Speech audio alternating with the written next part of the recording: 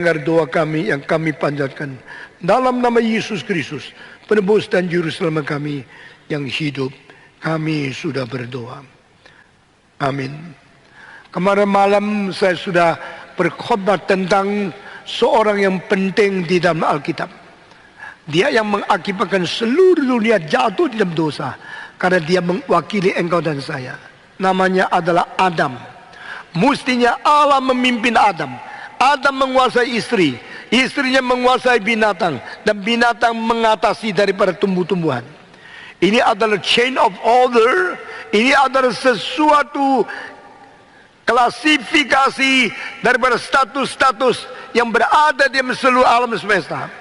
Allah sang pencipta lebih tinggi dari semua yang dicipta, dan manusia dicipta lebih tinggi daripada semua makhluk di dunia. Sehingga Allah menjadi kepalanya Kristus, Kristus menjadi kepalanya gereja, lalu pria menjadi kepalanya wanita, dan wanita manusia menjadi kepalanya binatang. Dan binatang boleh makan tumbuh-tumbuhan, sehingga materi-materi di bawah binatang itu boleh dipakai, diperalat oleh binatang untuk menyambung hidupnya. Dengan keadaan ordo seperti ini, maka Allah tertinggi, lalu malaikat, lalu manusia laki-laki, manusia perempuan, lalu binatang, lalu tumbuh-tumbuhan, lalu bumi yang pasif sama sekali. Saudara sekalian, pada waktu Adam mewakili manusia, kita melihat dia secara tidak sadar telah memutarbalikkan semua ordo dengan kebebasan yang tidak bertanggung jawab. Itu sebab maka binatang berbicara kepada wanita, wanita bicara kepada suami atau laki-laki, dan laki-laki berontak kepada Tuhan Allah. Semua dibalikkan sehingga Allah di paling bawah, lalu binatang mau mewakili Tuhan, bicara sesuatu bertanding dengan firman Tuhan. Ular menipu manusia, lalu Hawa ditipu oleh ular, lalu menipu suaminya, lalu pria melawan Tuhan. Sehingga Tuhan harus mengatakan, di manakah engkau Adam? Ini semua sudah rusak, semua sudah berontak, semua sudah disorder. Saudara-saudara sekalian, di mana ordo itu dijalankan dengan baik, Tuhan dipermuliakan. Saat ordo itu dirusak, manusia yang merebut kemuliaan Tuhan dan segala sesuatu di alam semesta menjadi hancur. Saudara-saudara, mengapa Adam makan buah terlarang? Karena dia ditipu oleh semua janji-janji yang palsu dari iblis. Manusia begitu tidak mengetahui apa yang akan terjadi pada hari depan, sehingga hope, pengharapan, future, hari depan menjadi satu teka-teki bagi kita.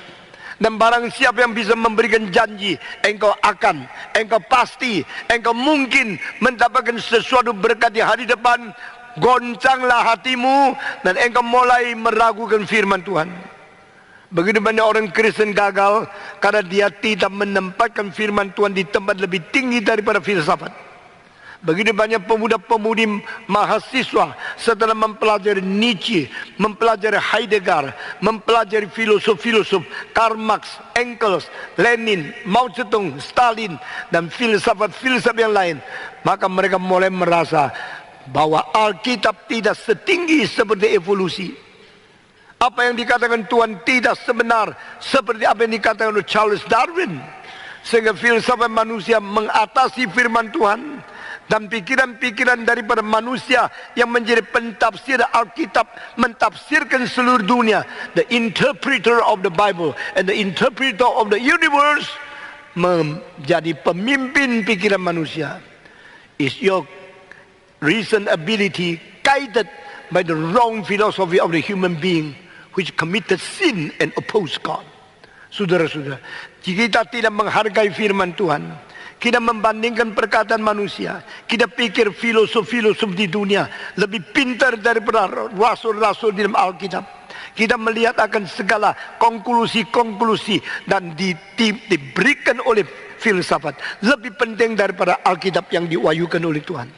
Maka kita mulai hancur, merubah ordo, menghancurkan diri, menghancurkan segala sesuatu yang berada di sekeliling kita, sehingga kita akhirnya telah menjadi budak dosa untuk melawan Tuhan. Tuhan diturunkan menjadi tempat paling tinggi, dan perkataan setan dibawa ke tempat paling tinggi. Saudara-saudara, pada waktu saya masih muda sekali, saya pernah terjun ke dalam kesalahan seperti ini. Dan sekarang saya lihat banyak pemuda-pemudi, meskipun mereka sudah sekolah tinggi universitas, S1, S2, S3, tapi dasar pikiran mereka mempunyai sesuatu klasifikasi yang salah, sehingga tempat Tuhan tidak lagi di tempat yang maha tinggi. Alkitab berkali-kali berkata, Tuhan di tempat yang maha tinggi. Tetapi kita telah menjadikan materi, uang, kekayaan, kemakmuran, kesuksesan, kelancaran, semua itu kita anggap paling tinggi. Maka kita membalikkan ordo, memperalat Tuhan untuk membantu kita mengejar materi yang lebih rendah. Saudara-saudara, ini telah jadi pada Adam, dan dosa masuk ke dalam dunia. Karena seorang berdosa, semua ikut menjadi orang berdosa. Kita ada keturunan Adam, kita telah mewarisi sifat dosa daripada Adam, dan kita sendiri tambah lagi berbuat dosa pada kemauan kita sendiri. Akhirnya seluruh dunia masuk dalam dosa yang menuju kepada kematian. Hari ini saya akan bicara tentang seorang yang melawan arus. Orang ini namanya Yusuf. Saya kira semenjak engkau kecil, di dalam sekolah minggu sudah engkau dengar cerita mengenai Yusuf. Yusuf seorang bagaimana? Bagi saya makin memikirkan dia, makin kagum. Ini orang langka sekali. Ini orang yang tidak mungkin diperoleh melalui pendidikan umum. Ini orang tidak mungkin dicari daripada kebudayaan semua orang umum. Karena dia mempunyai satu pikiran, sesuatu perasaan takut kepada Tuhan yang tidak pernah sama dengan manusia di dalam tren. Saudara-saudara, engkau adalah anak tren. Engkau suka mengetren. Kalau orang pakai sepatu model apa, engkau ikut. Kalau engkau pakai tas apa, engkau beli. Kalau orang pakai arloji apa, engkau beli. Engkau ikut tren. Saudara-saudara, jikalau semua orang ikut tren, tidak ada penemuan yang baru. Jikalau ada seorang berani melawan tren, melawan tradisi, dia mungkin memberi inovasi dan memberikan daya kreatif untuk merubah sejarah. Saudara-saudara sekalian, tetapi orang yang merubah sejarah dengan keberanian untuk berkreasi dan berinovasi, sesudah itu yang ikut dia mulai mengikut tren yang baru. Engkau bilang kita sama-sama melawan tren, tetapi melawan tren, kenapa sama-sama? Karena ada yang memimpinkan. Jadi orang yang melawan tren lama adalah orang yang mengikuti tren baru. Sehingga hanya satu orang yang melawan tren, lalu dia menginovasikan sesuatu yang baru. Sesuai itu semua pengikut dia adalah orang pengikut tren baru. Sehingga orang yang betul-betul bisa melawan sejarah dan berada di dalam kebenaran itu sedikit sekali. Pada waktu mati Luther, semua orang percaya kalau beli tiket daripada penebusan dosa, bisa diringankan hukumannya, bisa dikeluarkan daripada purgatory, dan bisa masuk ke dalam surga. Itu sebab pemerintah daripada dunia agama, Vatikan, memakai gejala psikologi umum yang salah ini, mencetak sebanyak mungkin untuk mendapatkan duit. Saudara-saudara, waktu membangun gereja perlu uang. Waktu kita mendirikan sesuatu organisasi perlu uang. Waktu tidak ada uang, gampang sekali kita kompromi untuk menyerah kepada orang kaya, untuk cari untung daripada orang konglomerat, untuk goyang ekor kepada mereka yang mempunyai uang yang banyak. Pada saat itu banyak orang di Eropa ketakutan masuk neraka, maka mereka beli karcis yang disebut karcis penebusan dosa dari Vatikan dengan bayar uang supaya tidak usah masuk neraka. Dunia hancur karena keadaan demikian, saudara-saudara. Tetapi orang-orang berani melawan tradisi dengan inovasi yang taat kepada Tuhan, itulah penolong dan itulah pengharapan bagi umat manusia. Di dalam sepanjang sejarah, orang seperti ini adalah orang paling sedikit. Kebanyakan orang ikut orang. Kalau engkau apa, saya apa. Engkau begitu, saya ikut begitu. Sehingga akhirnya seluruh dunia menjadi budak daripada tren. Seorang yang bernama Yusuf. Dia dilahirkan ke dalam keluarga Yakobus. Yakobus seorang manusia yang real, yang begitu real sehingga apa yang engkau menemukan di dalam hidup dia persis dengan apa yang engkau hidup orang yang hidup abad ke-21. Abad ke-21 banyak orang mau mencari untung tapi mau pakai cara yang tidak jujur. Ini terdapat di dalam Yakobus.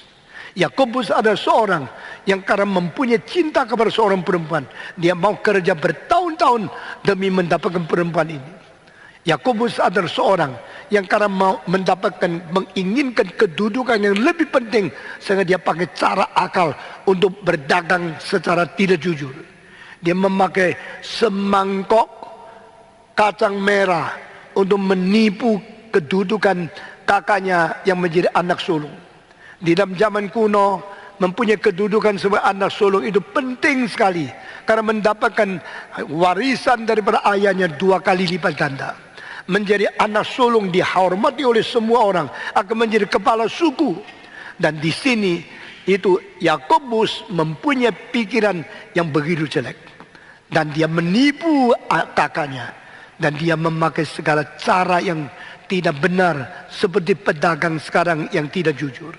Semua kelemahan manusia modern, semua gejala-gejala, ciri-ciri daripada manusia abad 21 boleh terdapat di dalam abad yang kuno di dalam zaman Yakobus. Dan Yakobus melahirkan 10 anak. Setelah melahirkan 10 anak melalui 4 istri, dia mendapatkan lagi anak ke-11. Dan waktu anak ke-11 ini sudah mulai besar, umur 2, umur 3, umur 4. Eloknya sekali. Papanya senang sekali. Cinta dia lebih dari cinta semua kakak. Ini adalah hak seorang ayah kan.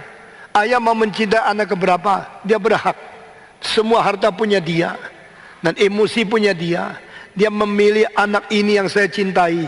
Maka dia memberikan lebih baik apapun kepada anak ini dibanding dengan anak yang lain. Maka Yakobus membuat satu pakaian yang berwarna-warni, yang indah sekali, pakai di atas tubuhnya Yusuf. Dan semua saudara itu merasa kecut sekali. Kenapa pakaian saya begitu jelek? Pakaian adik ini begitu indah. Bukankah dia adik saya? Saya lebih dulu dilahirkan. Kenapa dia lebih mendapatkan cinta dari ayah?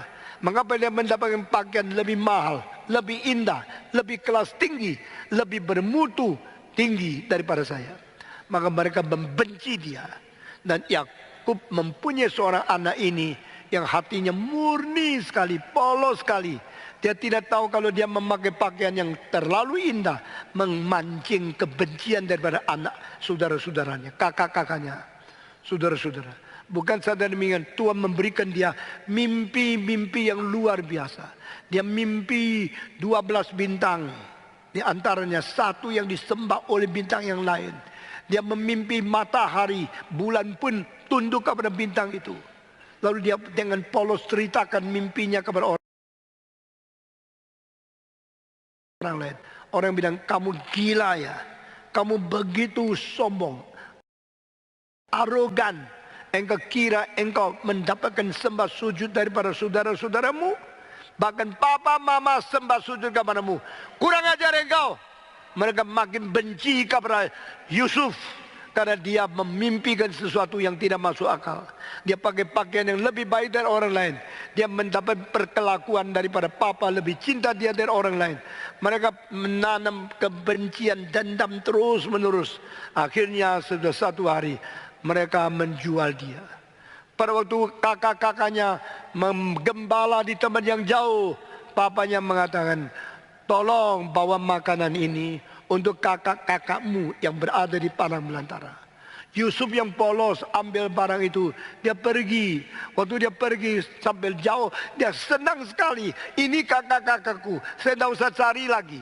Waktu itu tidak ada GPS, waktu itu tidak ada kompas, waktu itu tidak ada orang menunjuk jalan. Dia mesti cari sendiri anak kecil di tengah-tengah padang belantara, sini sana, lihat langit, lihat bintang, lihat angin, lihat arah, tanya orang. Akhirnya sudah ketemu, dia bawa barang.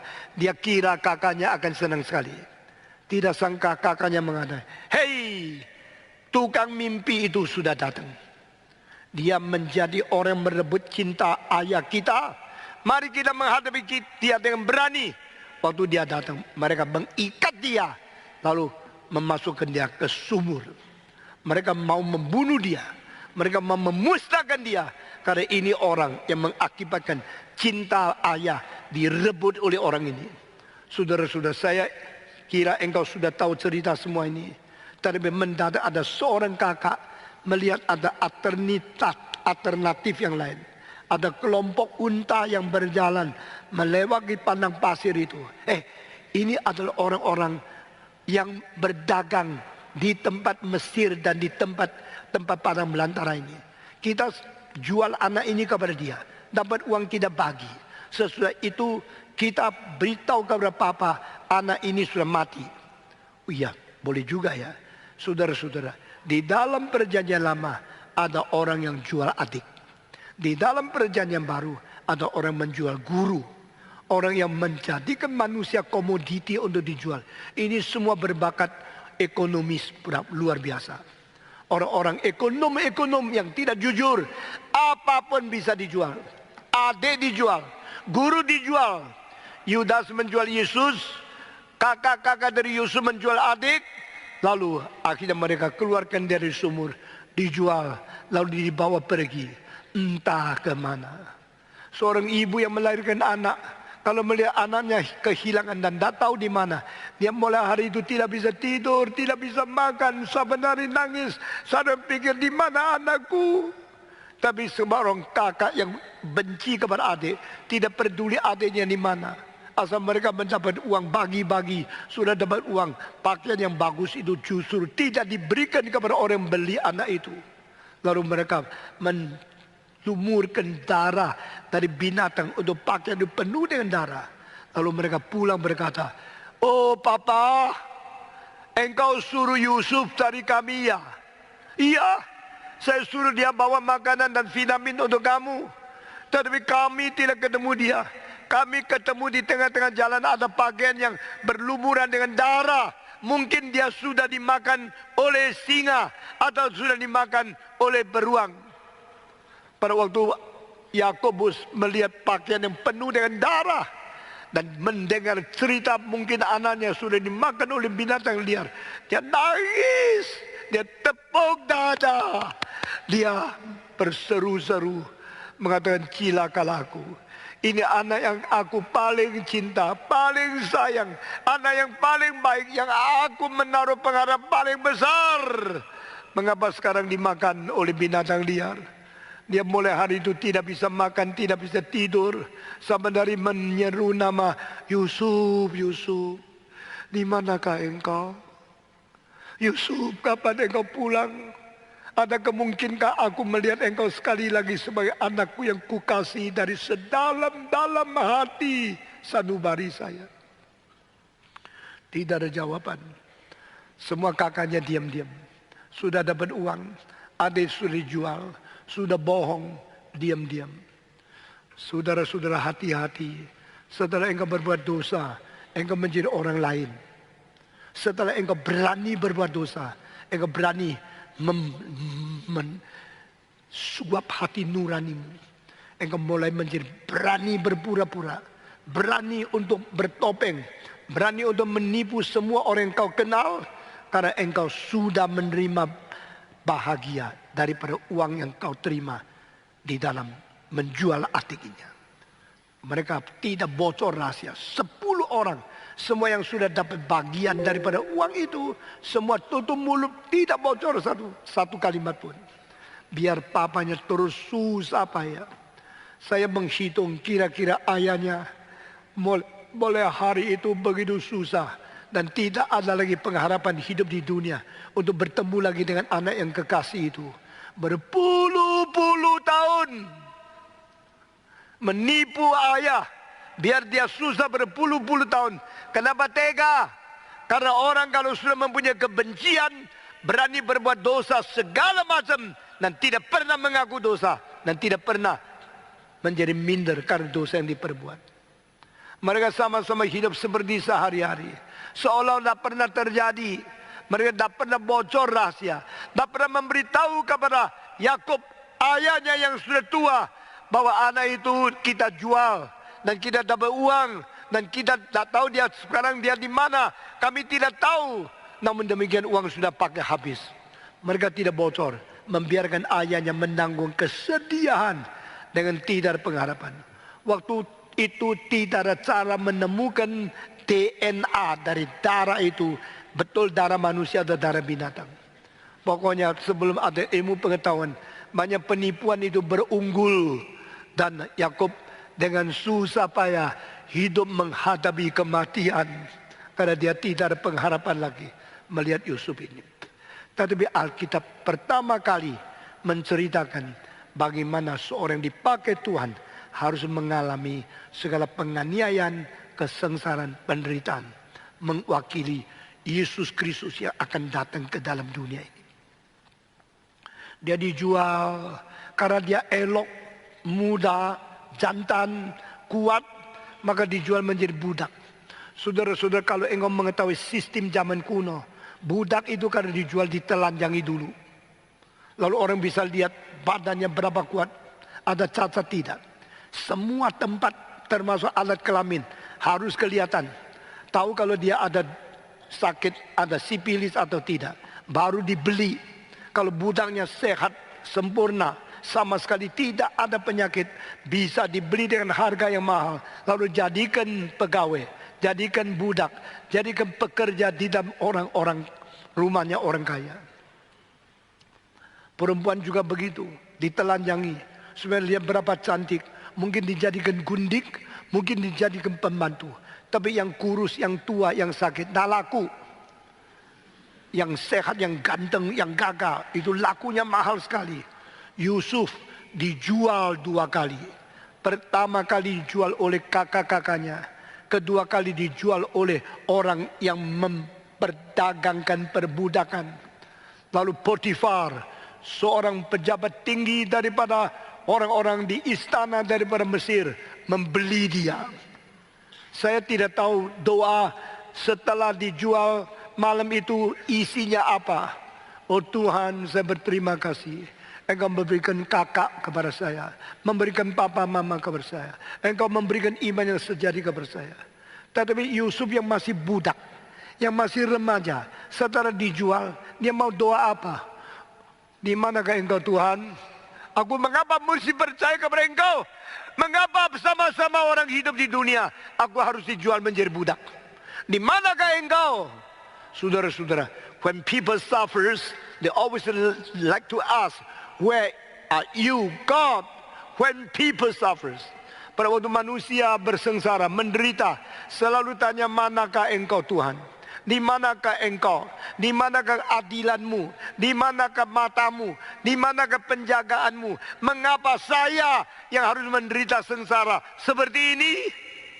Alkitab tidak mencatat satu kalimat Yusuf mencela Tuhan Allah. Yusuf seorang yang begitu agung. Saya kagum sekali. Dari kecil saya dengar cerita Yusuf. Saya menjadi hamba Tuhan, saya mengkhotbahkan tentang Yusuf. Berkali-kali makin khotbah makin kagum. Dan saya kira mungkin pemuda seperti ini di dalam sejarah manusia tidak lebih 10 orang. Di dalam Alkitab ada 2 pemuda yang tidak tercantum apa kesalahan yang pernah mereka perbuat satu kali pun. Satu adalah Yusuf, kedua adalah Daniel. Karena Paulus berkata, semua orang sudah berbuat dosa, maka saya percaya Daniel pun ada berbuat dosa. Saya percaya Yusuf pun ada berbuat dosa. Tetapi Alkitab tidak cantum, sehingga kita tidak mengetahui kesalahan apa yang mereka perbuat. Paling sedikit Allah tidak mencantumkan kecacatan moral dan karakter mereka. Sehingga kita mengatakan Yusuf contoh pemuda yang terbaik segala zaman. Daniel contoh teladan pemuda yang terbaik segala zaman. Engkau mau belajar bukan di Yale, bukan di Harvard. Engkau belajar pengetahuan, pergi ke Oxford, ke Cambridge. Engkau mau belajar kesucian, mau belajar karakter yang agung. Belajar dari Yusuf, belajar dari Daniel. Tidak ada profesor lebih besar. Apakah keagungan Yusuf? Saya kira saya khotbah 10 malam pun 10 malam tidak cukup untuk menjelaskan keagungan karakternya. Waktu dia dijual menjadi budak. Siapa dia? Dia adalah anak daripada seorang patriot, seorang kepala suku, seorang namanya Yakobus yang paling dicintai sebagai anak emas, anak yang paling disayang oleh ayahnya yang begitu besar kedudukannya sebagai kepala suku. Mendadak menjadi seorang budak dari orang kaya yang diperlakukan sebagai budak.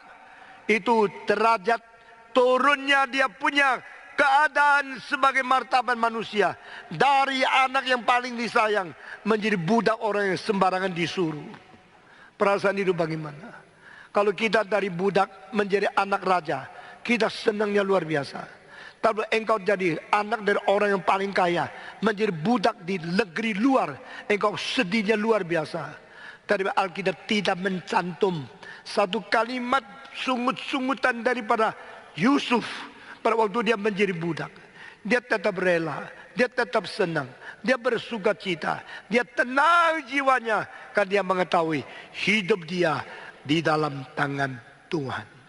Our life is in God's hand. Kalimat ini kalau engkau mengerti, kalau anda mengerti, bacalah. Tanganku, hidupku, nasibku, seluruhnya berada di tangan Tuhan. Coba sebut 100 kali, engkau mulai mengerti sedikit. Kalau hidup saya ada di tangan Tuhan, biar ombak berapa besar, gelombang menakutkan, angin taufan meniup, gempa bumi menakutkan, segala sesuatu yang begitu kejam menimpa aku, I do not be afraid. I'm not afraid because I'm in the hand of my God. Aku berada di tangan Tuhanku. Dia adalah orang semacam demikian. Dan Alkitab mengatakan, karena saking dipercayanya dia, maka majikannya menaruh semua kunci, bukan kepada istrinya, tetapi kepada Yusuf. Adakah seorang suami ke luar negeri, kunci seluruh gudang, seluruh rumah, seluruh lemari, seluruh laci, seluruh kamar diserahkan kepada seorang budak? Kenapa tidak serahkan kepada istrinya? Kalau saya tidak di rumah, pasti istri yang megang kunci saya. Tak mungkin saya serahkan kunci kepada pembantu. Tak mungkin saya serahkan kepada saya punya supir atau siapa. Pasti istri kan. Tetapi Potifar, waktu dia pergi, semuanya serahkan kepada Yusuf. Engkau bisa membuktikan, bisa membayangkan Yusuf berapa setia, berapa jujur, akhirnya memenangkan kepercayaan tertinggi daripada konglomerat yang namanya Potifar itu. Saudara-saudara, saya tidak tanya dan Alkitab tidak catat. Setelah kunci-kunci semuanya, umpama 50 kunci, semua diserahkan ke tangan daripada Yusuf. Istrinya menjadi apa? Marah, iri, tak ngerti, meragukan. Saya tidak tahu. Alkitab juga tidak tulis. Tapi paling sedikit saya mengetahui, mungkin Potifar tidak mempercayai istri seperti percaya Yusuf. Menjadi orang pemuda seperti ini, menjadi orang Kristen yang dipercaya oleh majikanmu sampai seperti ini luar biasa kesaksiannya. Saya tahu di Jakarta banyak orang mempunyai, dia punya yang disebut manajer, kurang jujur, mencuri uang, dan ini sudah disebarkan di sini sana, dia sendiri tidak tahu. Saudara-saudara, banyak orang Kristen pun tidak jujur dan tidak dipercaya oleh Tuhan majikannya. 2 minggu yang lalu saya berada di Taiwan, 3 minggu yang lalu, seorang berkata, saya sudah sekarang keluar sendiri berdagang. Dulu saya kerja sama company yang lain, sekarang saya keluar. Orang itu saya kenal karena dia, meskipun saya tidak pernah ke rumahnya, dia tidak pernah ke rumahku, karena dia pernah mengatakan saya, Pak Stephen Tong, engkau sudah membangun gedung gereja dan jalan pinggir gedung ini perlu lampu-lampu yang cahayanya besar dan itu memakan listrik yang mahal sekali. Saya mempunyai lampu yang sangat irit listrik. Saya akan mempersembahkan lampu untuk jalan di pinggir gereja ini seluruh. Saya bilang gereja itu besar, tidak apa-apa. Besar sekali loh, tidak apa-apa. Berapa besar? Waktu saya ngomong dia kaget. Gereja itu tanahnya 1 hektar 475 meter. 14.750 meter. Dan jalannya di depan 224 meter. Di belakang 224 meter. Di sini 65 meter. Di sana 50 meter. Di sini ada 85 meter. Baru bengkok ke dalam karena sungainya belok. Dia hitung-hitung. Wah, gerejamu begitu besar. Pinggirannya begitu panjang. 224. Tambah lagi 24. Tambah lagi 5. Tambah 65. Tambah 55. Lebih setengah kilometer. Keliling daripada gereja lebih setengah meter. Tadi saya mempersiapkan lampu. Persiapkan berapa ya? Saya bilang, you pikir sendiri. Kalau 20 meter satu lampu. Lalu berapa lampu? Ini bukan orang kaya loh. Ini orang biasa. Pegawai. Dan dia mengatakan, saya mempersembahkan semua lampu. Untuk ganti lampu-lampu di jalan gerejamu. Saya sangat bersyukur dan majelis saya banyak yang datang. Belum kenal orang, belum pernah lihat orang ini. Anggota apalagi cuma tahu, oh ada lampu, puji Tuhan ada lampu. Setiap termasuk setangkai bunga. Ini persembahan orang dengan kerja, dengan mengalir keringat. Saudara-saudara. Ini meja persembahan orang pakai keringat. Satu bata adalah karya yang berkeringat lalu mendapatkan uang. Dia kumpulkan uang beli semua lampu. Dikirim ke Indonesia. Semua lampu sudah diganti. Yang di pinggir jalan itu. Sudah nothing is without price. Nothing can be done itself without sacrifice. Saudara-saudara. Ini kali 3 minggu yang lalu. Saya tanya dia. Lalu engkau sekarang sudah kerja sendiri? Engkau tidak lagi kerja pada majikanmu yang lama? Iya. Sudah berapa tahun? Sudah 3 tahun. Boleh saya tahu usahamu itu sukses atau tidak? Banyak orang cuma menerima persembahan.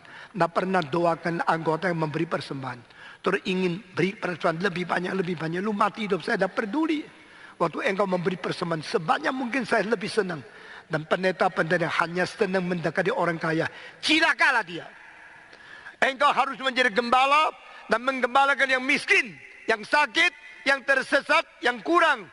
Bukan hanya mencintai orang kaya di dalam gerejamu. Tidak malu engkau. Itu perampok yang halus. Di gereja ini orang yang kaya takut sama saya. Karena saya tidak minta tolong, tidak minta sokongan uang dari mereka. Tapi orang yang miskin saya harus mendoakan mereka. Saya harus memperhatikan mereka. Saya harus mengasihi mereka. Saya tanya, engkau sudah 3 tahun tidak kerja sama majikanmu. Lalu sekarang usahamu sudah sukses tidak? Boleh saya tahu, engkau setiap bulan dapat uang berapa? Waktu dia menjawab, saya ingin menangis. Saya setiap bulan sekarang dapatnya kira-kira uang NT di kurs Indonesia dah sampai 10 juta. Dulu memberikan mempersembahkan lampu ratusan juta. Sekarang 1 bulan dapat 10 juta. Terhadap istrinya, anaknya, mana cukup untuk hidup? Apalagi anaknya sudah sekolah di universitas. Dia hidup yang kesusahan besar sekali. Lalu saya berkata kepada dia, kenapa engkau meninggalkan Tuhan majikanmu? Dia mengatakan saya sangat setia dan majikan percaya. Paling percaya di antara ratusan pegawai. Saya nomor 1. Sehingga sampai sekarang masih ada 1 kamar. Di tempat dia saya waktu-waktu boleh tinggal di situ. Kuncinya di tangan saya. Saya masih disiapkan 1 mobil di situ. Saya dulu manajer di situ. Waktu berada di bawah orang lain dia mungkin puluhan juta 1 bulan. Atau 100 juta. Sekarang kerja sendiri 1 bulan dah sampai 10 juta. Lalu saya mengatakan engkau pesimis tidak? Tidak. Karena saya sudah mengetahui. Mengadakan sesuatu brand sendiri. Mengadakan sesuatu pekerjaan sendiri.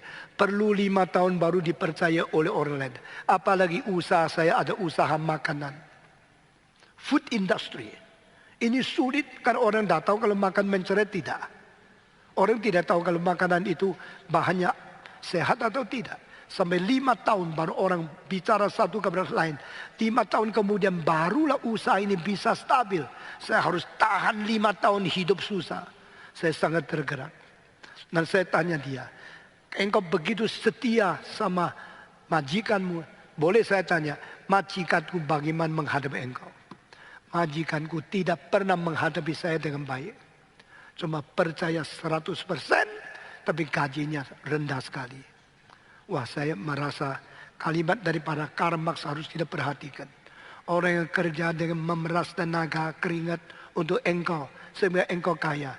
Jangan lupa memberikan imbalan yang cukup kepada mereka. Barang siapa yang menindas orang miskin, memberi mereka tidak cukup makan, dan tidak bisa mati, itu adalah kapitalis yang selalu menjadi orang yang tidak ada hati nurani. Saudara-saudara sekalian, saya bicara sama dia bawa saya sampai gereja, sudah selesai. Saya masuk berkhotbah, lalu dia tunggu saya pulang, hantar saya kembali lagi. Saya sangat berkesan kepada orang ini. Saya pada Yusuf adalah orang sebegini. Setia 100%. Mendapatkan kepercayaan 100% dari majikannya. Sehingga gerombolan kunci semua serahkan kepada dia. Yusuf, I trust only you. I do not trust any other. All my colleagues, all my workers, I believe only in you. Saya juga tidak tahu. Yusuf tanya tidak. Why don't you surrender all your keys to your wife? Why to me? Dia tidak tanya. Tapi Yusuf, kalau dipercayakan, dia menjadi juru kunci yang baik. Pada waktu Yusuf menjadi juru kunci yang baik, karena dia masih muda, ganteng, sehat, dan seorang muda yang sangat mempunyai tampang yang indah. Maka istrinya pada satu hari bilang sama dia, Yusuf, silakan masuk kamar saya.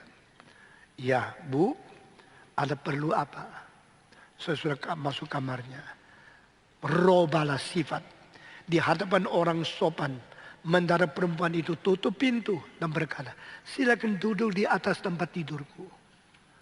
Bu, ada apa Bu? Silakan duduk. Lalu menyatakan senyuman seperti setan. Lalu berkata kepada dia, suami saya tidak ada. Ini kesempatan engkau menghibur kesepianku. Saya mempunyai uang banyak. Saya adalah seorang wanita yang sudah matang. Engkau masih muda kan? Engkau belum bertahu. Belum pernah mengetahui apa itu seks. Hari ini saya memberi kesempatan kepadamu. Engkau akan merasakan kepuasan seks. Keindahan seks. Bagaimana pengalaman bersetubuh dengan seorang wanita yang sudah matang. Bukan sama anak perawan yang tidak ngerti apa-apa. Silakan naik. Saya sudah membuat kamar ini begitu wangi. Dengan parfum yang mahal. Saya sudah siapkan waktu sore ini. Sama sekali tidak ada gangguan. Dan saya sudah atur orang-orang sekitar sini jauh daripada kita. Ini tempat yang sepi. Ini tempat yang privat. Ini tempat yang tersembunyi. Ini tempat yang paling wangi. Silakan Yusuf, tidur sama saya. Saya akan mempersembahkan tubuhku kepadamu. Silakan nikmati seks dari saya. Hei anak muda yang belum pernah mengetahui seks itu apa. Pada waktu itu Yusuf langsung pikir satu hal. I have my God. I have my faith. I have my obedience to my religious rule. I have my Lord, the one who created me, the one who taught me how to live in the holiness. Waktu itu belum ada Taurat. Waktu itu belum ada Musa. Waktu itu belum ada buku kitab Kejadian. Tetapi mengapakah si Yakobus langsung mempunyai pikiran iman, ibadah, kesucian, taat kepada Tuhan dan menjalankan firman Tuhan? Karena dia pernah mendapatkan pendidikan agama dari keluarganya. Jikalau Yakobus tidak pernah mendidik dia, tidak pernah memberitahu kepada dia tentang sejarah bagaimana Tuhan cipta, bagaimana Adam jatuh, bagaimana nenek moyang dibuang oleh Tuhan, bagaimana orang yang takut kepada Tuhan diberkati. Dia tidak mengerti semua ini. Tapi hari ini adalah hari dia ingat kembali semua yang dia pernah belajar daripada ayahnya. Atau dengan kalimat sekarang daripada guru sekolah minggunya. Saya berkata kepada saudara, jangan ketawa. Tidak ada yang diketawakan. Saudara, serius. Sudah lama engkau tidak memperhatikan kota. Buat apa datang ke sini? Yusuf memikirkan semua yang serius tentang Tuhan. Tetapi dia adalah seorang pemuda yang di dalam zaman itu mungkin berbuat segala macam. Karena ini bukan rumahku. Ini bukan halamanku. Ini tidak ada pengawasan dari papaku. Dan tidak ada orang yang takut kepada Tuhan yang bisa menelihat, bisa mengintai, mengetahui apa yang saya perbuat. Bukankah ini kesempatan yang indah? Kalau pergi cari pelacur harus bayar ratusan ribu. Tapi sekarang dikasihkan nyonya orang kaya. Buka telanjang, buka celananya, buka pakaian untuk saya. Bukankah saya boleh menikmati, apalagi tak usah bayar? Menikmati seks tak usah bayar? Wah, puji Tuhan, kesempatan indah. Oh, inilah sesuatu ketika yang saya boleh menikmati. Tetapi Yusuf tidak mengatakan kalimat ini. Dia menjawab, apakah saya boleh berbuat dosa besar ini dan bersalah kepada Tuhanku? Should I commit the great sin against my God? Saya sedang mudah membaca ayat itu, saya kagum, saya kaget, saya gemetar, dan saya melihat inilah pemuda yang luar biasa. Ini adalah seorang pemuda yang mempunyai pengertian teologi, etika, moral, karakter, iman Kristen, dan kewajiban pemuda yang bertanggung jawab secara eksistensial before God. Soren Abi Kierkegaard, seorang bapa daripada filosofi yaitu eksistensialisme. Dia mengatakan di dalam tulisannya, to exist is to be one step alone before God. Apa artinya eksistensi? Apa artinya keberadaan? Eksistensialisme dimulai dari orang ini di dalam abad-abad permulaan. Eksistensialisme dimulai daripada ribuan tahun lalu oleh Ayub. Ayub adalah filosof eksistensialis pertama. Meskipun orang dunia tidak mengaku, tapi saya tahu dia mengerti artinya eksistensialisme lebih daripada Kierkegaard, lebih daripada Friedrich Nietzsche, lebih daripada itu Berdyaev, lebih dari Maritain, lebih daripada Heidegger, lebih daripada Jean-Paul Sartre. Saudara-saudara, Yusuf mengatakan satu kalimat, bolehkah aku berbuat dosa besar ini dan berlawan kepada Allahku? Saudara-saudara, di dalam kalimat yang pendek ini, should I commit the great sin like this against my God? Di dalam kalimat ini kita melihat beberapa butir teologi yang penting sekali. Dia ada orang yang takut kepada Tuhan, dan dia ada orang bukan sedang mengerti siapa Tuhan. Dia juga mengerti apa artinya hidup di hadapan Tuhan setiap saat. Engkau hanya mengenal Tuhan pada waktu ikut kebaktian. Engkau hanya mengetahui Tuhan baru waktu engkau ke gereja. Tapi engkau pada waktu di tempat pelacur, apa itu Tuhan sudah lupa sama sekali. Di tempat perjudian engkau tidak lagi pikir adanya Tuhan. Di dalam hal pacaran, engkau begitu gampang membuka pakaian daripada pacarmu. Engkau begitu gampang melangsungkan seks. Dan pada waktu itu agama menjadi teori kosong. Ibadah menjadi satu ide yang palsu. Dan segala sesuatu yang diajarkan di dalam gereja dan di sekolah minggu menjadi dongeng yang tidak perlu diikuti. Yusuf tidak demikian. Yusuf dengan jelas mengetahui, I am now living before God. God is watching over my deeds, my behavior, my character. Allah sedang meninjau, Allah sedang melihat, Allah sedang mengawasi setiap gerak-gerik saya di dalam hidup saya, meskipun sekarang di dalam kesulitan seperti ini.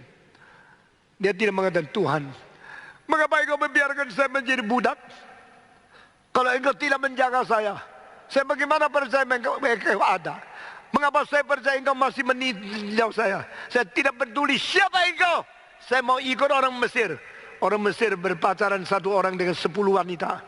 Orang Mesir setiap malam ganti cewek. Saya belum pernah. Tapi kali ini engkau yang memberi kesempatan.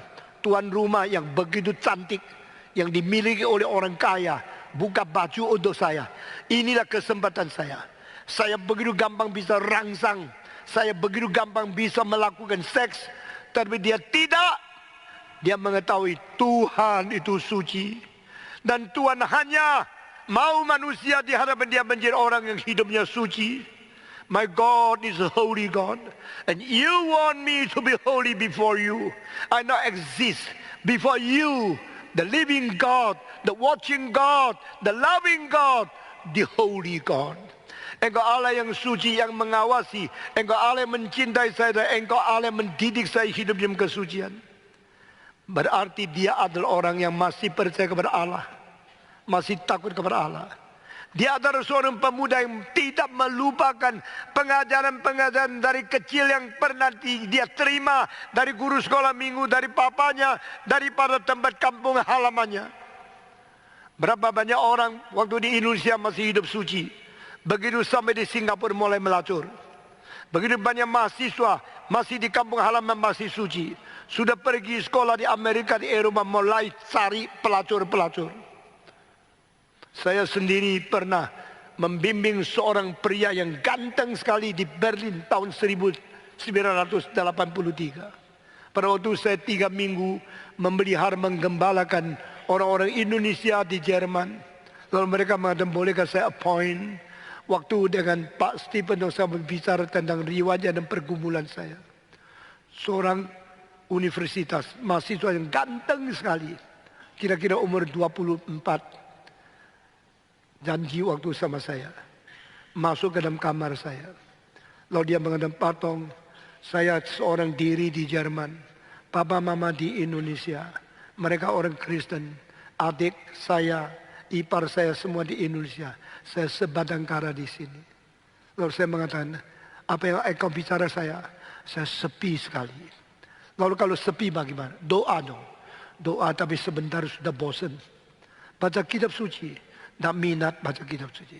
Lalu engkau hidup bagaimana? Dia saya mau cerita satu kali. Waktu saya lagi belajar. Susah sekali diam kamar. Diketuk pintu. Siapa? Saya dengar suara cewek. Lalu saya membuka pintu. Seorang perempuan sekolah sama dengan saya. Kelasnya sama dengan saya. Cantik luar biasa. Berdiri di buka pintu saya. Lalu saya dengan kurang enak. Tetapi secara otomatis. Maka silakan masuk. Dia langsung masuk, tutup pintu. Perempuan itu kunci pintu.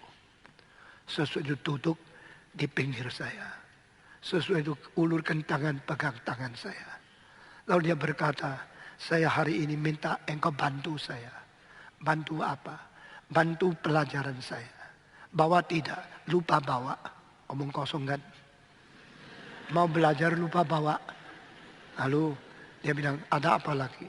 Saya selain belajar, sangat sulit, perlu dibantu. Saya juga hidup di sini sepi sekali. Lalu dia mulai menangis. Waktu nangis, makin mengalir air mata, mukanya makin cantik luar biasa. Terus ini perempuan ini duduk tidak mau pergi-pergi. Terus duduk di situ sambil nangis, sambil tundukkan kepala. Lalu saya tanya, lalu engkau bagaimana?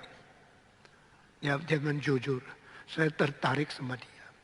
Sudah tertarik bagaimana? Saya coba melus-lus dia. Coba menghibur dia. Waktu saya menghibur dia, dia bereaksi untuk secara aktif juga pegang-pegang saya. Seseriusnya apa yang terjadi? Dia mengatakan saya perlu engkau. Karena engkau sekelasku, engkau pinter, dan engkau bisa menghibur aku. Bagaimana menghibur engkau? Saya terlalu sepi. Terus perempuan itu sambil nangis, sambil buka baju sendiri. Satu lapis dengan satu lapis. Sampai akhirnya seluruh badannya kelihatan. Dan laki-laki ini langsung terangsang. Lalu perempuan itu menangis lagi. Tolong hibur saya sekarang. Saya tanya dia, lalu bagaimana? Demi mengasihi dia, saya menghibur dia. Pada waktu dia mengatakan kalimat ini, muka saya menjadi panjang. Saya mengetahui. Saya harus bicara yang keras. Engkau ingatkah engkau orang Kristen? Ingat Pak. Kenapa engkau berani melakukan hal ini? tidak tahan, Pak. Saya belas kasihan sama dia. Saya juga adalah manusia yang perlu, Pak. Waktu dia bilang dia sepi, saya mengatakan amin, amin. Aku juga sepi, maka aku melayani. Saya tanya lagi, sesudah melakukan itu, apa perasaanmu? Perasaan sangat-sangat susah, karena saya sudah membuang keperawananku. Saya juga merebut keperawanan dia. Lalu saya sambil menyesal, saya merasa perlu lebih banyak lagi. Dan akhirnya saya banyak terjadi tidur sama dia. Saudara-saudara, saya mengatakan, kau tahu tidak engkau berbuat dosa. Kalau Tuhan tidak memperkenan anak-anak Tuhan melakukan perzinahan. Dia mulai airnya basah di matanya dan mulai sadar dia berdosa. Dia minta didoakan, minta pengampunan dari Tuhan. Saudara-saudara, saya kira hal ini terjadi setiap hari di setiap pelosok di dunia. Apalagi zaman di mana manusia tidak lagi takut kepada Tuhan, di mana manusia sudah lupa akan kesucian dan keadilan dan tuntutan dari firman Tuhan. Mungkin engkau sudah terjadi, engkau sudah merosot, engkau sudah pernah menyeleweng seperti ini. Tapi saudara-saudara, apakah rahasia kemenangan seorang pemuda? Apakah teladan daripada seorang namanya Yusuf yang menjadi contoh engkau dan saya? Dia mengatakan dosa perzinahan, dosa yang besar. Engkau selalu menghibur diri. Saya tidak mencuri, saya tidak merampok, saya tidak merugikan orang lain. Apalagi sama-sama mau. Karena sama-sama mau berarti dia berdosa. Saudara-saudara, satu kali saya naik Colt dari Malang ke Surabaya.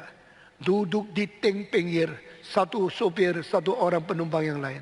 Lalu mereka mulai bicara. Saya diam-diam mendengar pengalaman seks mereka. Setelah itu mereka mulai bandingkan. Perawan yang di mana lebih baik dari perawan yang di mana. Perempuan yang mana yang lebih manis dan lebih mengiurkan manusia. Waktu mereka ngomong-ngomong, saya mulai mengatakan sekalimat. Anda tahu, engkau ada istri. Engkau pergi cari pelacur itu, perbuatan dosa. Saya kira mereka akan minta maaf. Pak, ya saya terima kasih diberi nasihat. Tidak. Dia menjawab, apa dosa? Saya bayar kok. Saya bayar kok berdosa. Sama seperti Bapak beli barang, Bapak bayar. Itu bukan pencuri, tidak berdosa. Apalagi setelah bayar, dia nikmat. Dia mau. Wah, saya baru tahu zaman sekarang dosa sudah begitu berani dilakukan oleh manusia. Should I commit this great sin against my God? This is a great sin. Tahu tidak perzinahan itu dosa. Tahu tidak homoseks itu dosa. Tahu tidak lesbian itu dosa. Tahu tidak di luar pernikahan semua perhubungan laki istri di dalam seks itu adalah dosa. Biar engkau mempertajam kepekaanmu secara anak Tuhan sebagai orang Kristen yang bertanggung jawab kepada Tuhan dengan teliti dan dengan menjaga kesucian. Sekiranya kita hari ini memperoleh satu kepekaan, saya harus menjaga kesucian saya di hadapan Tuhan. Stephen Tom bersaksi kepadamu, dari lahir sampai sekarang, umur 75, selain sesudah nikah, baru saya tahu tubuh perempuan, baru saya pegang tangan perempuan. Sebelum dan sesudah, saya tidak pernah berzina, tidak pernah mendekati wanita dengan seks, baik kepada pria, kepada wanita. Saya jujur dan suci di hadapan Tuhan. Saudara-saudara sekalian, Yusuf seorang mengatakan ini dosa besar. Bolehkah saya melakukan dosa besar ini? Setelah dia mengatakan bolehkah, dia tidak jawab boleh aja. Justru setelah dia mengatakan bolehkah saya melakukan dosa yang besar ini untuk bersalah kepada Tuhanku, langsung dia mencopot pakaiannya. Karena perempuan itu pegang pakaiannya dengan erat. Dia lebih baik tidak ada pakaian, keluar. Jangan sampai dia ditangkap oleh wanita yang begitu bernafsu seks. Saudara-saudara, Kenapa suaminya tidak percaya kepada wanita ini? Kenapa suami percayakan kunci kepada seorang namanya Yusuf di rumahnya? Karena mungkin suaminya sudah bau-bau, ada baunya laki-laki orang lain di dalam tubuhnya perempuan, istrinya dia sendiri. Sehingga dia lebih baik kunci serahkan kepada orang Israel, orang bukan Mesir, orang kafir, orang lapisan rendah, orang menjadi budak, tapi dia tidak mau serahkan kepada istrinya sendiri. Saudara-saudara, lalu Yusuf membuka pakaiannya biar diambil oleh dia. Dia lari keluar dan dia tidak mau tidur sama dia. Kemenangan daripada Yusuf pertama, dia mengetahui dosa perzinahan itu dosa yang besar. Kedua, dia mengetahui dosa itu bersalah langsung kepada Tuhan. Bukannya langsung kepada nyonya ini, bukan langsung kepada suaminya nyonya ini, bukan langsung kepada anak daripada nyonya ini, bukan langsung kepada orang tua dari nyonya ini. Saya mengatakan kalimat berlarut-larut ini kenapa? Karena kalau dia bersetubuh dengan perempuan ini, dia menjadikan perempuan ini tidak suci, selain dia sendiri tidak suci. Dia menjadikan perempuan ini seorang perzina yang sudah ada suami. Dia menjadikan suami perempuan ini seorang laki-laki yang mempunyai istri sundal. Dia menjadikan perempuan ini, anak-anaknya mengetahui mamanya tidak beres dan tidak suci. Dia menjadikan perempuan ini adalah seorang menantu daripada papa mama ayah suaminya yang mempunyai seorang menantu yang tidak beres. Dia menjadikan perempuan ini anak dari orang tua yang tidak setia dan tidak jujur. Semua ini dikaitkan satu dengan satu dan akhirnya, bolehkah saya melakukan dosa besar ini bersalah kepada Tuhanku? Kalau saya menguraikan ini, saya perlu 1 jam lagi, hanya satu kalimat ini. Should I commit a great sin against my God? Dosa bukan hanya menyangkut kebebasan engkau, semau engkau mau atau tidak. Dosa menyangkut etika, di mana perhubungan seks mengakibatkan keluarga orang lain dinodai, tubuh orang lain dinodai, tubuh engkau dinodai, dan sekeluarga dari wanita dinodai, dan keluarga papamu juga dinodai. Engkau kira main seks itu hanya urusan 2 orang senang sama senang, lalu selesai tidak bertanggung jawab. Melalui 1 kali engkau berzina, mungkin anakmu mendapatkan AIDS. Melalui 1 kali engkau bermain-main, mungkin sipilis turun-menurun akan menelan hidupmu. Di Singapura ada seorang dokter, istrinya juga dokter. 2 orang dokter yang sangat terkenal, tapi dokter ini melahirkan 2 anak kembar, ganteng luar biasa. Waktu umur 17, dua sekolahnya bagus sekali, sudah lulus SMA, lalu mereka dikirim mau pergi ke Amerika sekolah di Ivy League University, yang mereka daftar semua sekolah yang terbaik.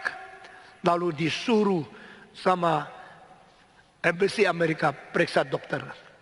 Waktu periksa dokter, mereka senang-senang sudah dapat itu keterangan dokter, sudah boleh berangkat, sudah beli tiket, semua sudah selesai. Begitu keluar periksa dokter itu, 2 anak kembar umur 17, 2 sakit AIDS.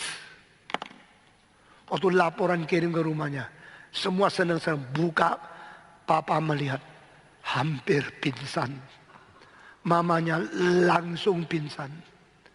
Sesudah itu mereka menjadi kenapa? Karena anak umur 17, 22 sakit AIDS. Akhirnya ditelusuri, ditanya, baru adik daripada kembar itu mengaku, kami dirangsang dan digoda oleh seorang pembantu dari Indonesia. Mereka memakai seorang pembantu urus rumah tangga, bersihkan rumah, jaga kedua anak ini. Dan pembantu perempuan itu melihat kedua anak begitu ganteng, begitu tampan, buka baju, ajak mereka tidur. Dua-dua merasa ini pencobaan yang tidak pernah, ini kesempatan yang langka. Ayo, dua-dua bergiliran tidur sama dia. Sesudah itu tutup mulut, tutup celana, tutup segala informasi. Mereka sedang sekolah selesai, dapat ijazah yang begitu baik, mau ke Amerika, mau sekolah di Universitas Ivy League. Tapi setelah periksa ketahuan, dua-dua tidak boleh berangkat. Dan dua-dua divonis harus mati karena sakit AIDS. Yang menjadi ayah terus menangis. Saya dari kecil sekolah baik-baik. Saya mendapatkan istri yang baik. Saya mendapatkan anak yang ganteng. Keluarga ini keluarga yang paling elit di Singapura. Keluarga yang income paling besar di Singapura. Keluarga yang paling dihormati oleh orang-orang semua kolega. Atau semua orang di dalam rumah sakit. Tapi sekarang saya mau ngomong sama siapa? Saya mau minta pengertian siapa? Kesembuhan dari siapa? Kalau sakitnya TBC bisa disembuhkan makin sulit sekali. Tapi sakitnya AIDS tidak ada pengharapan. Mulai hari itu keluarga ini hidup di dalam kesuraman, kekecewaan, pesimis dan menuju ke kematian. Saudara-saudara, apakah engkau mau bermain-main dengan dirimu? Barang siapa yang bermain dengan dosa, itu bukan bermain dengan dosa, bermain dengan diri sendiri. Barang siapa yang kira engkau bisa menguasai dosa, engkau harus ketahui, engkau yang dikuasai oleh dosa, engkau tak pernah menguasai dosa. Maukah menjadi pemuda yang suci, yang hidup adil, yang hidup mempunyai mempunyai martabat, mempunyai kemuliaan, memuliakan Tuhan. Hiduplah di dalam kesucian, hidup di dalam penuh perasaan takut kepada Tuhan, hidup di dalam penuh perasaan tanggung jawab sebagai manusia. Engkau bukan binatang. Engkau adalah manusia dicipta menurut peta dan teladan Tuhan. Sebagai orang tua, sebagai hamba Tuhan, sebagai orang Kristen yang sudah mengalami hidup berpuluh-puluh tahun, 75 tahun saya hidup di dalam dunia. Saya sendiri menjaga diri dalam kesucian. Dan sekarang saya demi nama Tuhan berkata kepada engkau, bertobatlah, kembali kepada Tuhan. Jika engkau telah dipelihara oleh Tuhan, belum dapat sipilis, belum dapat AIDS, engkau masih diberi hidup, dan engkau belum ada kesadaran, biar malam ini engkau mendapatkan keinsyafan yang diberikan Roh Kudus, dan engkau berkata kepada Tuhan, saya bersyukur kepada Tuhan, sampai hari ini saya masih hidup dengan baik-baik. Di gereja ini pernah seorang pengunjung, bukan anggota, akhirnya dia sakit-sakitan terus. Waktu itu dikunjungi, dia mengatakan, saya meskipun sakit terus, khotbah Stephen Tom menghibur saya. Khotbah apa yang kau dihibur? Stephen Tom mengatakan, saya tidak takut sakit, akhirnya sakit takut saya. Saya tidak takut mati, akhirnya mati sakit takut saya. Itulah sekarang keadaan saya. Dia omong kosong. Berapa bulan lagi dia mati. Mati tidak takut dia. Sakit tidak takut dia. Baru ketahuan dia seorang homoseks, matinya mati AIDS. Jangan bermain-main. Engkau boleh mempura-purakan diri sebagai orang yang beres, hidupnya suci, dihormati oleh orang lain. Only God knows what are you doing. And you yourself knows what are you doing. And Satan knows what are you doing. And your conscience tell you, he knows what you are doing. Engkau mengatakan saya berdosa, tak ada orang tahu. Saya berdosa, ini urusan saya sendiri. Tak mungkin tidak orang tahu. Seorang berdosa yang tahu 4. Pertama, dirimu tahu. Kedua, setan tahu. Ketiga, Tuhan tahu. Keempat, hati nuranimu tahu. Barang siapa yang mau menipu diri sampai mati, itulah orang boleh mempunyai kebebasan yang bodoh. Tapi barang siapa yang mau mempunyai bijaksana, maka bijaksana dimulai dari bertakut kepada Allah. The fear of the Lord is the beginning of the wisdom. Siapakah orang yang berbijaksana? Apakah artinya bijaksana? Di dalam seluruh kitab suci, bijaksana meliputi 3 aspek. Pertama, takut kepada Tuhan. Orang bijaksana ada orang yang dalam hatinya ada keberadaan Tuhan yang mengawasi, yang membimbing, yang akan menghakimi, dan yang akan menyelamatkan dia. The fear of the Lord is the first content of the wisdom. Kedua, bijaksana. Aspek yang kedua, mengenal kesucian Tuhan. To understand the holiness of God, that is the second content of the being wise. Orang yang bijaksana adalah orang yang mengetahui bahwa Tuhan itu adalah orang Tuhan yang suci dan mengenal kesucian Tuhan. Itulah unsur kedua dari bijaksana.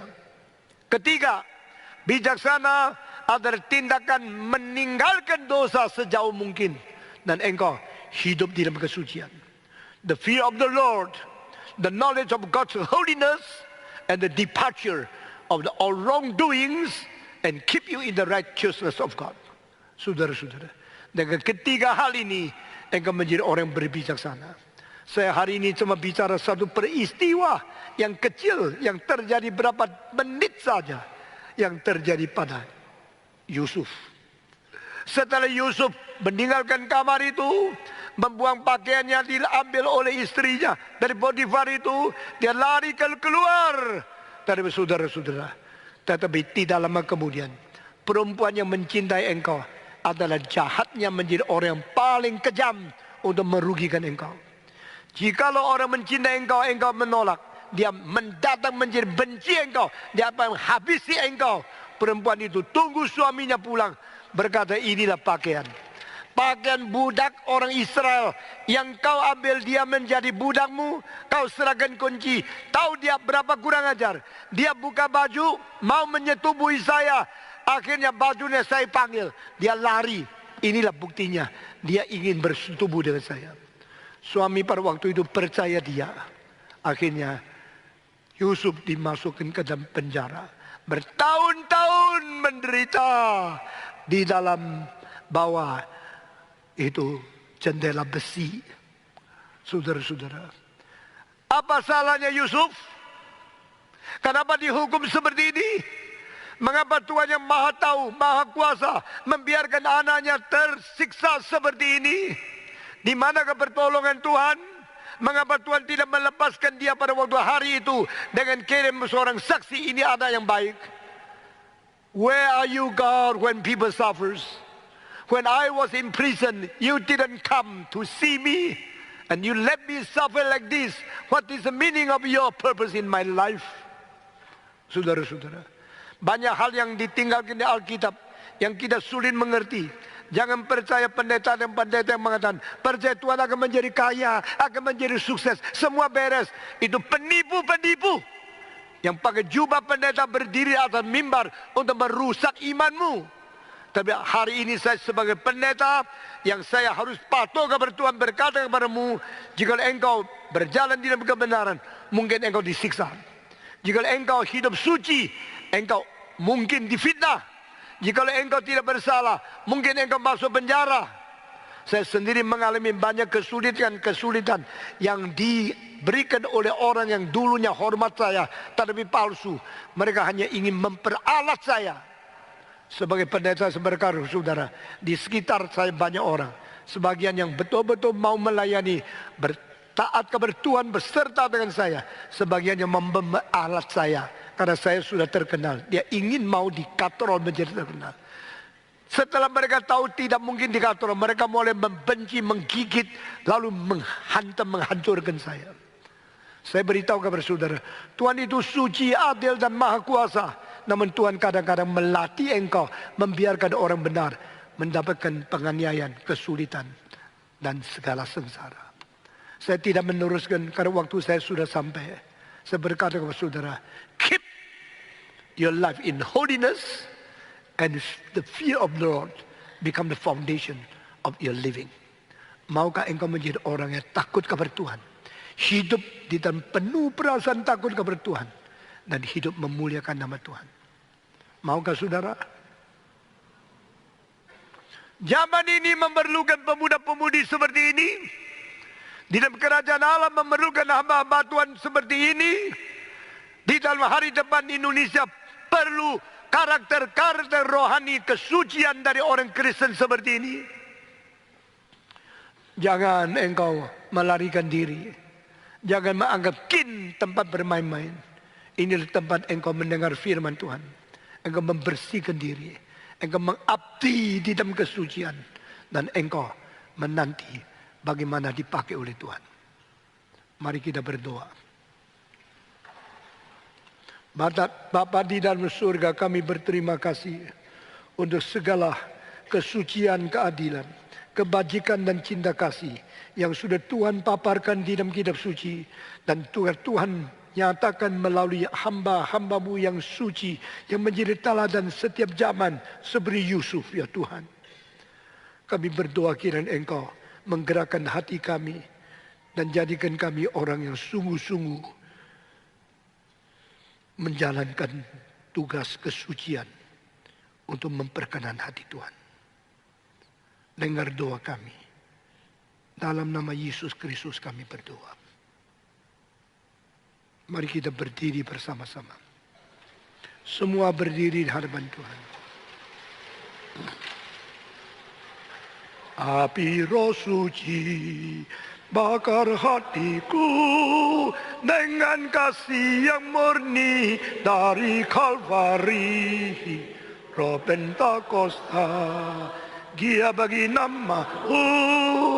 Api roh suci bakar hatiku. Sekali lagi, api roh suci. Pendeta Benjamin Intan naik ke atas, memimpin kita di dalam doa. Yang murni dari Kalvari, Roh Pentakosta, Dia bagi nama-Mu. Api roh suci bakar hatiku. Mari kita masuk di dalam doa.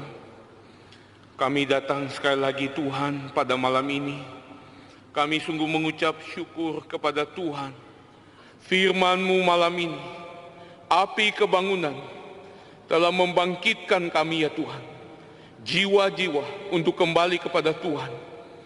Kesucian di mana kami boleh menerima Roh Kudus dalam hati kami. Dan kami boleh hidup suci memuliakan Tuhan. Terima kasih ya Tuhan untuk firman kebenaran. Hamba-Mu menyerahkan sekali lagi setiap kami.